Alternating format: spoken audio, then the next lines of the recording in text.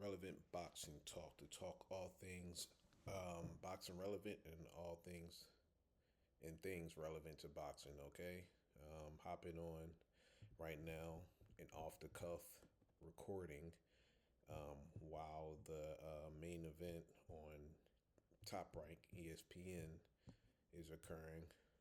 This is Mungia versus Bazinyan, according to the announcers. Yeah, baby's asleep. Things are kind of settled for the night. So here we are on a Friday night. Some free boxing.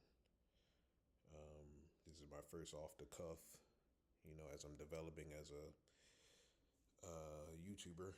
So yeah, perfect time to talk boxing. I didn't even know about this car. I mean, I knew about it. I saw it on like Instagram. Oh, let me make sure because I know my mic was mad low. Audio. That's. Oh, my bad. This is round six. 1 minute of round six.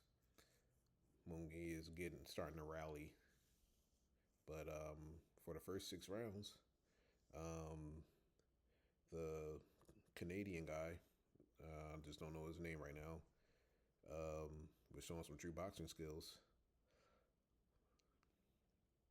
And perhaps is winning the fight up to this point, but Mungia is rallying now. Now that we're in the second half,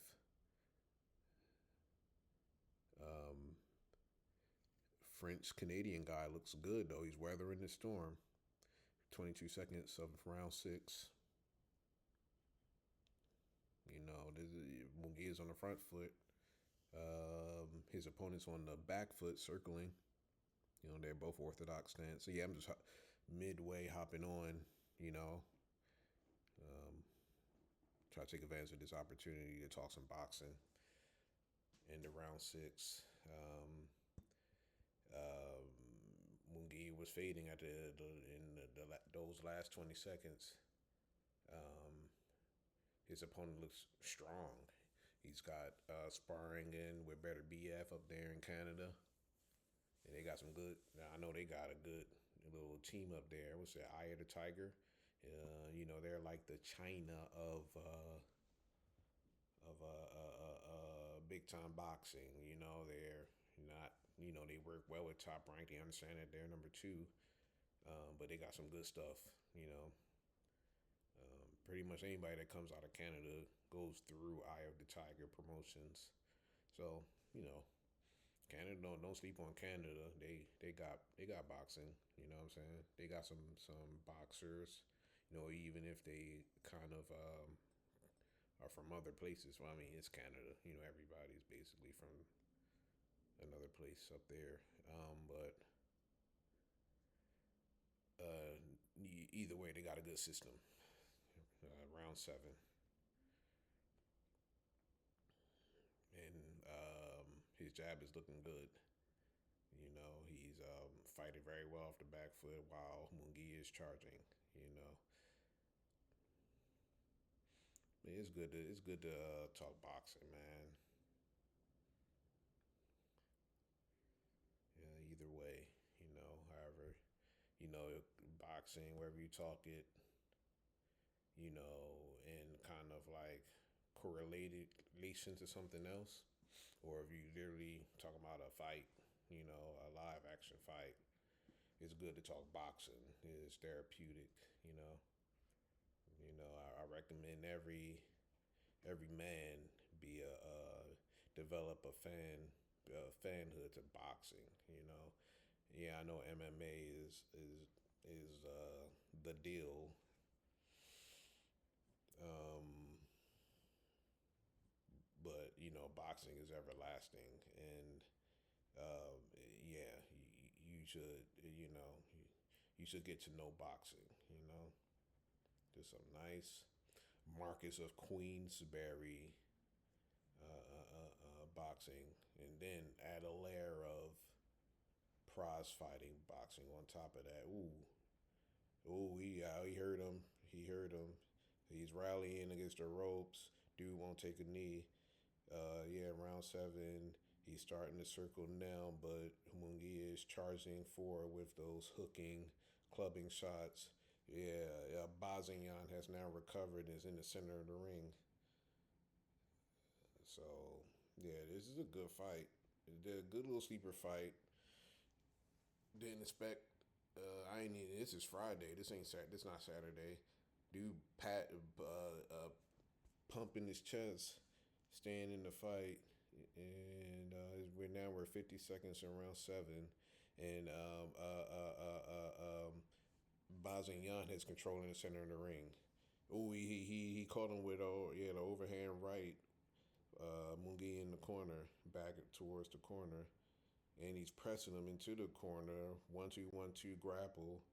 The ref is breaking him up off the ropes. Yep, center in the ring. Yeah, so it's good to talk boxing, man. Friday night, it's been tough for me these days with the baby boy. He's 2 years old. You know, I don't think you're supposed to talk about your personal whatever on these things, but yeah, wife is power napping right now. The round is ending with Mungia doing some rally punches that was absorbed on the gloves of Bazignan, and Bazignan looking like that's all you got at the ring of the bell. Ooh, they showing the replay, but the fact that Bazignan were covered with some sweet. He had to take some sweet chin music from Mungia on them overhand. I mean them straights, you know. And Mungia thought he had a kill, but yo weathered that storm. So shout out to him. This is a good fight in the round seven. And then they showing the replay of him rallying back. Bazignan like, yo, I got a right hand for you, and he caught him in his behind the ear because Mungia turned, caught him right in the ear. So good little fight. Yeah, he started. This is round eight now. Yeah, I'm trying to be consistent on this YouTube thing, man. Definitely, I recommend just get on YouTube. Treat YouTube like TikTok. Just get on YouTube and treat it like any other social media. At least that's my approach moving forward. I'm about to leave all the other ones alone because damn devil is over there. I'm just tired of you know childish social media at this point. I better be tired of it. Shit. Ooh, they boxing well. This is a good fight.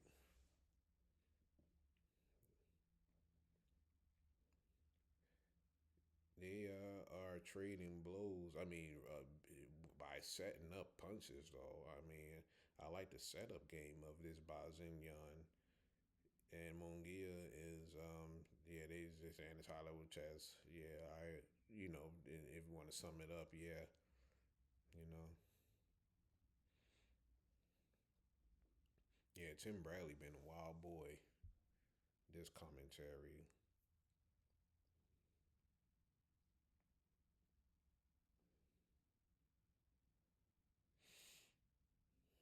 Yeah, we recording. How long are we at now? Where's the I hope this thing hears me because audio input capture. I guess I'm gonna turn that up. I hope I sound better. Testing 1, 2. Yeah, yeah, yeah. I think that's how it works. I'm using this OBS. I notice a lot of the channels that I follow, the boxing channels I follow, use StreamYard.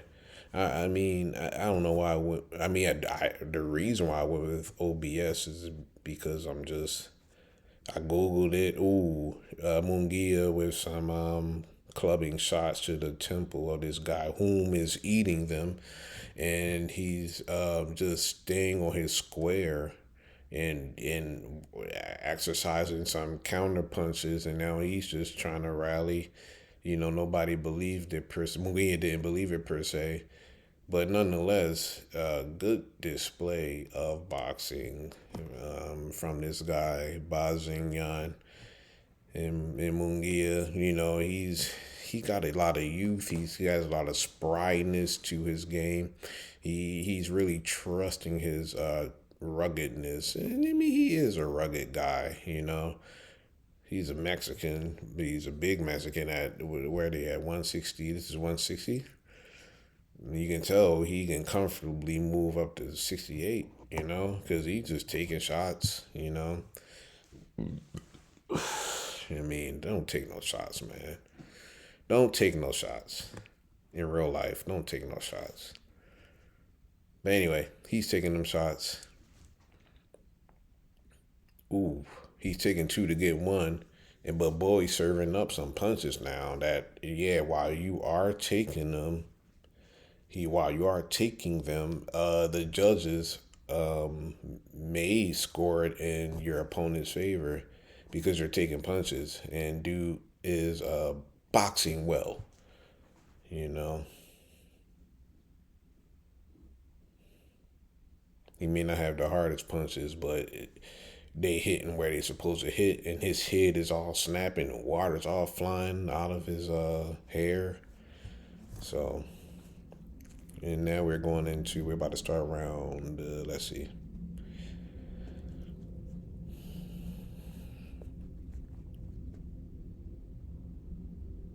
Round 9, yeah.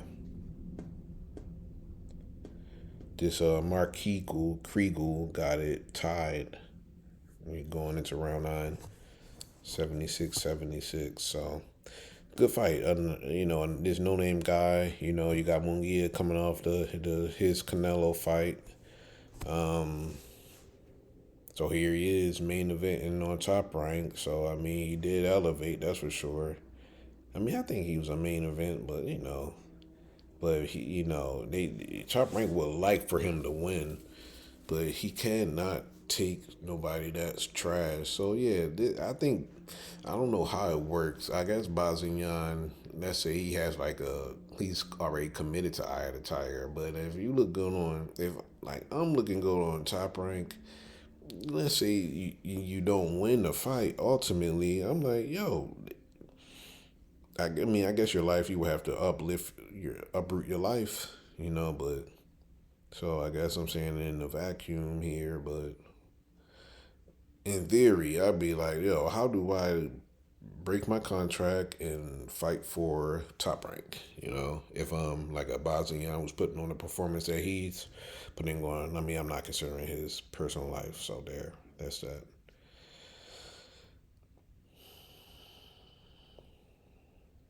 Yeah, round 9, yeah, 125. Yeah, I mean, Bazin is taming Mungia with his boxing, and he's tagging him. I mean, I think he's taking some of these rounds.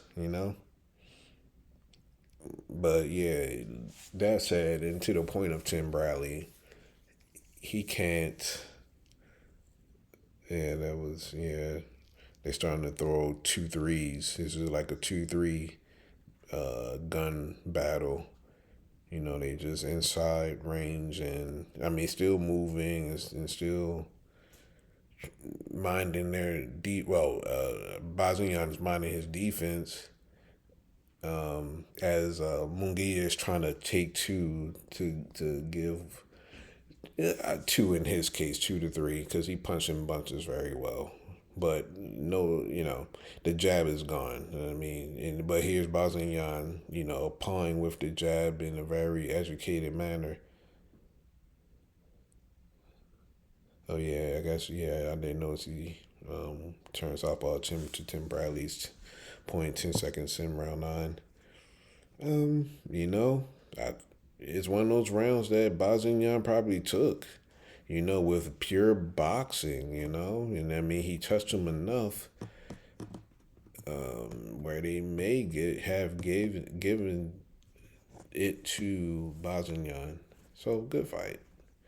You know, Bazinyan is making a name for himself on the in the top rank audience. Yeah, yeah, boxing this year. What's up with boxing this year?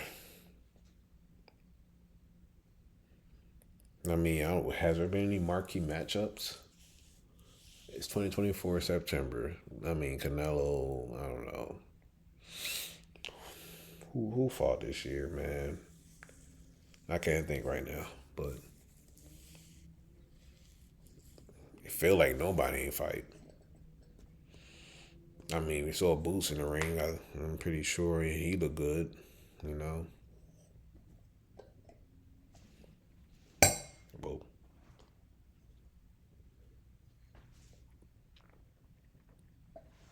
trying not to drink on camera, but that was a fail.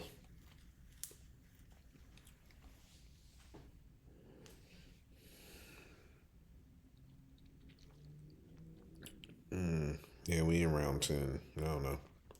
What else is going on in boxing? Man, you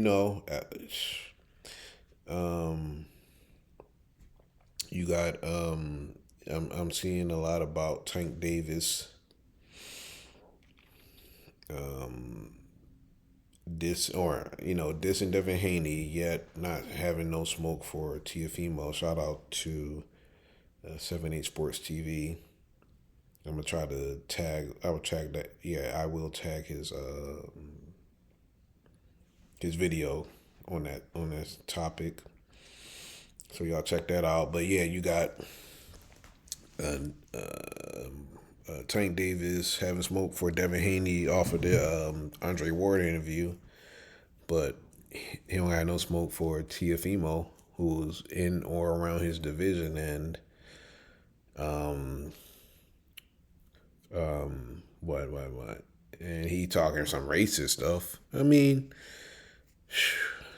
yeah, that's a whole spiel right there. That I got a take on it, but yeah. I'll just say, okay, wait a minute. Mungia is trying to rally up in 1 minute, 1:15 in the 10th round. I mean, I think what's named Bosnian is weathering the storm pretty decently. I mean, he felt that a little bit, but he's good. He's doing his best to circle, and yep, Bosnian banging his gloves together, and now he's back in the center of the ring. Yep, and he's back in the center of the ring, and he just threw a little crafty 1-2. Ooh, because yeah, he definitely buzzed him with a lead left hook that does Mungia, and yeah, Bazian is hurt, and this time is definitely a little more grave.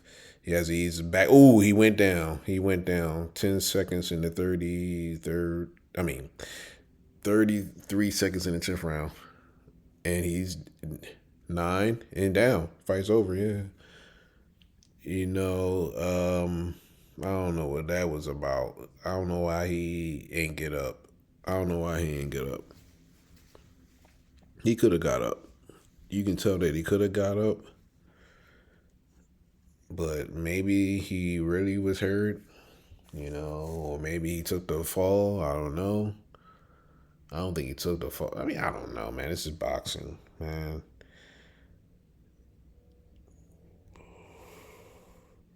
Yeah. I mean, he wasn't going to win the fight. I mean, that's really the bottom line. He was not going to win that fight.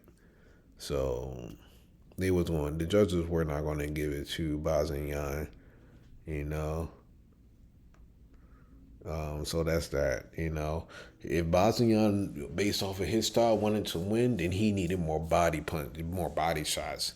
You can't win with educated punches to the head, because they don't really hurt, the champions. Champions will eat through that, and the judges will see how they're basically going to base it off of, well, you ain't hurt our guy, but while you might have outboxed him, you ain't hurt our guy, and our guy is more exciting than you. So the judges are going to flat out give it to they're the home guy. I mean, hey, you gotta factor that in to your championship pedigree. Like you gotta out excite the home guy. You know.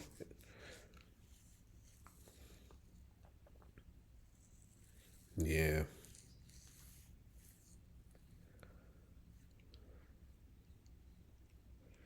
See, yeah, they're showing the replays when he got caught flush. He got caught flush. He should have. I don't know why he chose that spot to rally. He should have seen. He should have seen. He should have seen Mungia loading up for that, and he should have been bailed on his combination and circled out. That's interesting. Maybe fatigue. Maybe it's the fatigue. I mean, he is older. He does want to put up a good fight, but I don't think that was the spot to choose. And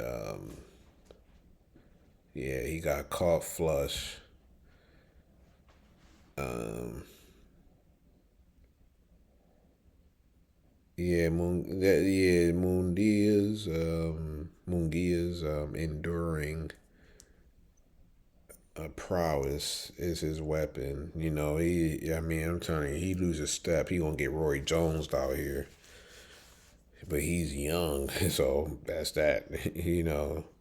So he got a lot of time to squeeze juice out of his style before he lose that step.